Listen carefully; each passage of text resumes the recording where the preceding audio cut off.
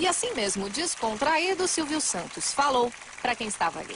Nós de televisão estamos vendo que por mais que a Record queira se aproximar da Globo, em todos esses anos ela não passou de 11 pontos e ultimamente ela tem caído para 10, para 9, para 8 pontos, o que significa que o público dificilmente vai deixar a Globo. A Globo é um muro e ultrapassar este muro a gente só consegue de vez em quando. É claro que se você tem um jogo de futebol entre o Corinthians e o São Paulo na Bandeirantes, pode dar 30, 40 pontos, mas no dia seguinte as pessoas voltam para a Globo.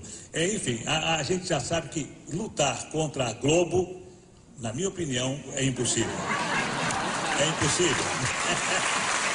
Alguns segredos do Silvio Santos, empresário, para nós, para mim, Gerson. Uma das coisas que não deve preocupar quem quer se meter em qualquer tipo de negócio é não se preocupar com os elogios ou com as críticas.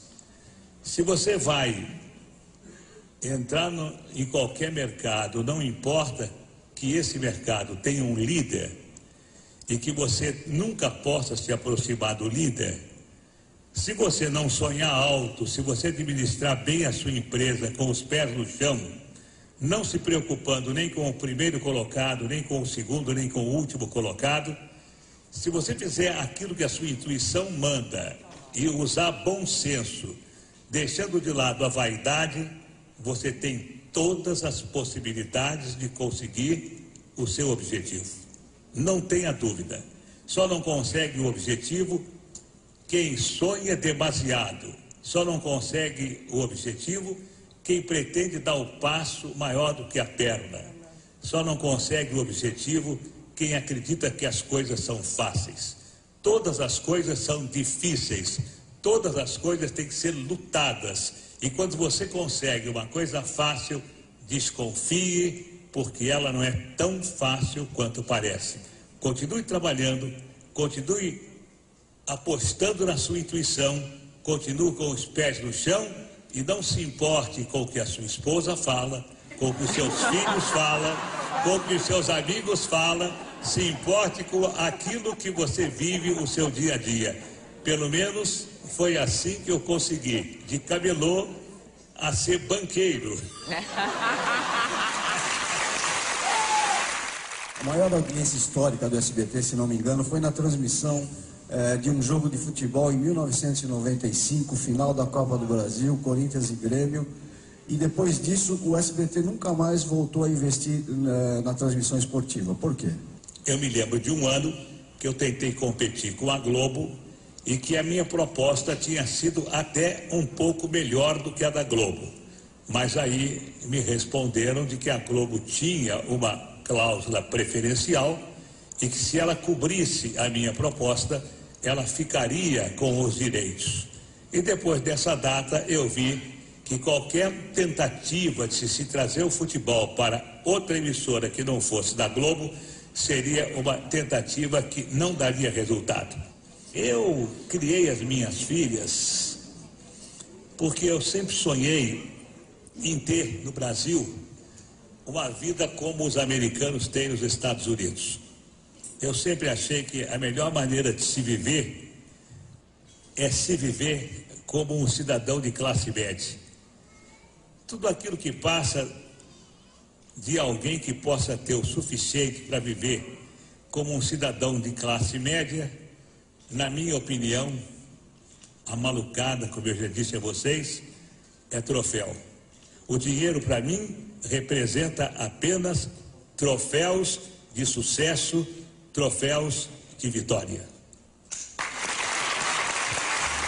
Durante as comemorações dos 30 anos do SBT, ao vê-lo falar, eu vi não um grupo de funcionários aplaudirem o patrão, o empresário. A sensação que eu tive foi um grupo de fãs aplaudindo e ouvindo um ídolo.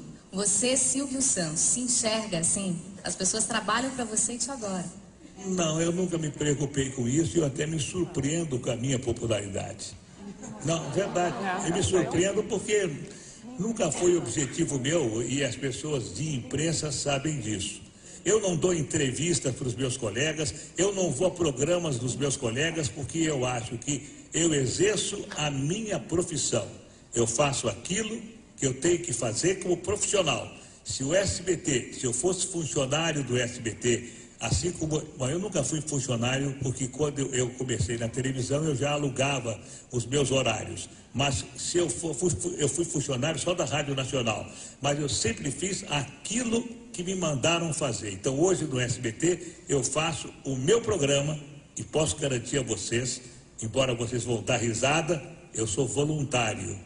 Eu não ganho absolutamente nada, verdade?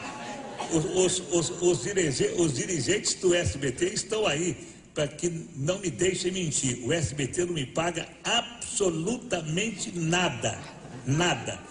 Eu ganhava 300 mil reais do Baú da Felicidade para fazer o programa do Baú. O Baú fechou, não me pagaram mais nada.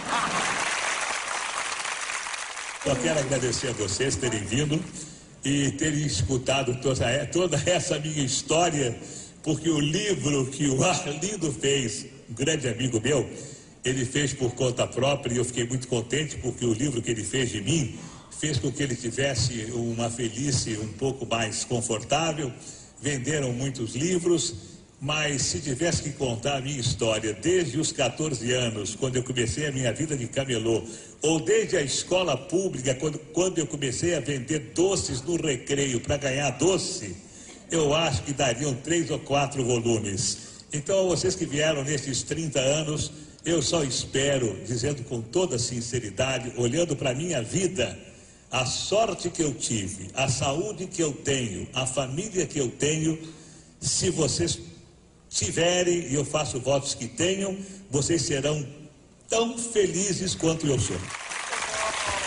Era a entrevista que eu queria ter.